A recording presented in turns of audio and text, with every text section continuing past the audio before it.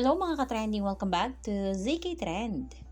Donnie Pangilinan lumipad pa New York for the update kaagad kay Belle. Literal na super ninja itong sina Donnie at Belle. Kung aalis na mag-isa papuntang ibang bansa, katulad na lang nitong si Donnie Pangilinan na nasa New York ngayon at nag-ninja move nga ang galawan dahil wala ngang nakapansin nito sa airport. For the post kaagad si Donnie Pangilinan sa kanyang social media account na ayon dito, Back in the Jungle. Kaagad pinusuan ito ng mga netizens at napakomento nga ng ninja ang galawan nitong si Donnie. At for the usual nga mga kabablis, marami na namang trolls at bashers ang pumuna sa pagpunta nga ni Donnie sa New York.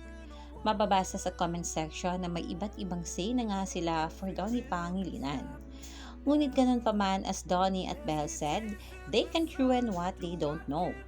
At mga kabablis, tell LDR na naman itong sina Donnie at Belle for the update kaagad syempre si Donato sa kanyang Belinda.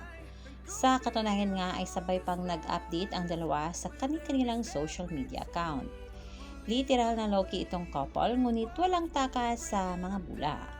Kung ano man ang ginawa ni Donnie sa New York, pure vacation or maybe mixed with work ay panigurado naman na updated palagi si Belle Mariano.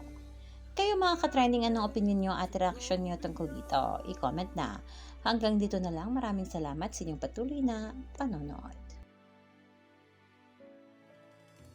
I won't forget where I came from.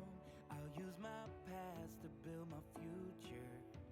Keep moving forward.